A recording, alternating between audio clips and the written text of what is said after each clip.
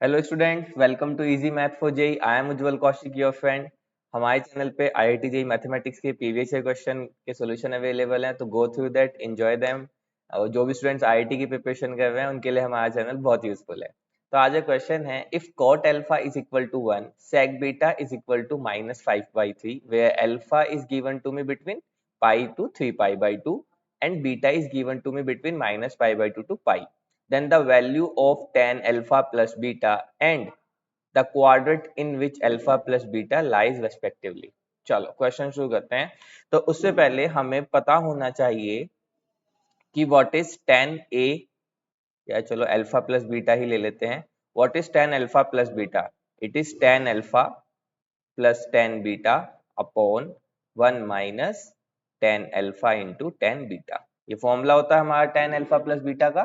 तो with the help of this हम इसे एक्सपेंड करते हैं। तो देखो, अब यहां से हमें कोट अल्फा गिवन है, तो cot alpha is equal to 1, और हम जानते हैं cot alpha is equal to 1 upon tan alpha, है ना, उसका रेसिप्रोकल होता है।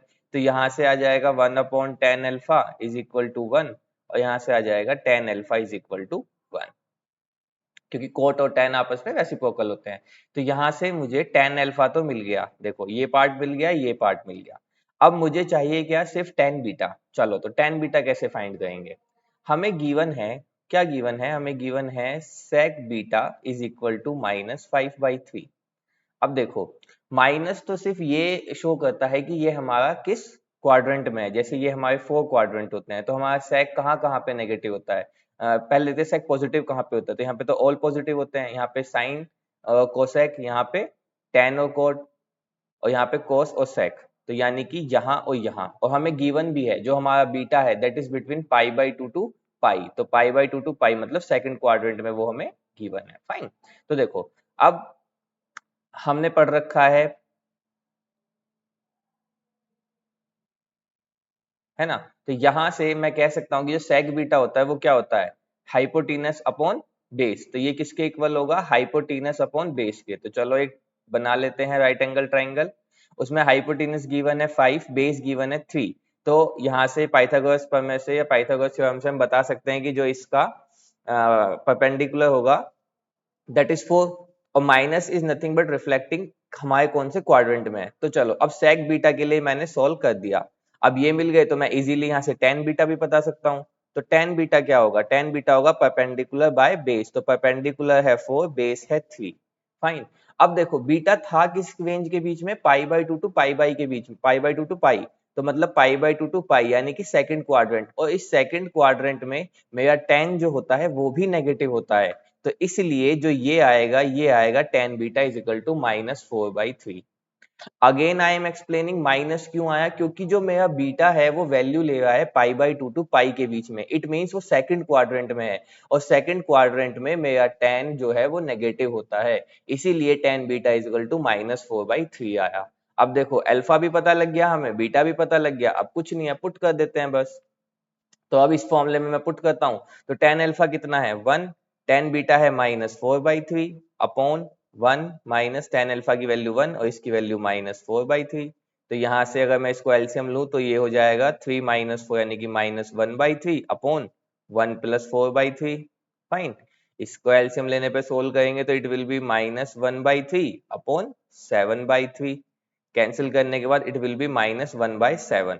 तो यहां से देखो, तो यहां से जो मेरा tan अल्फा प्लस बीटा आया that is nothing but -1/7। Fine. तो देखते हैं कौन सा ऑप्शन सही है tan अल्फा के प्लस बीटा के लिए -1/7। तो ऑप्शन 1 सही है। तो यहाँ हमें इजीली पता लग गया, हमें क्वाड्रेंट के लिए जाने की जरूरत ही नहीं है। पर अगर क्वाड्रेंट फाइंड करना होता तो कैसे फाइंड करते? जो जैसे मान लेते कि ऑप्शन 4 में भी माइनस गिवन होता, तो अब हमें पता करना होता कौन से क्वाड्रेंट में होगा। तो देखो कितना सिंपल है, हमें अल्फा गिवन है π/2 3π/2, बीटा गिवन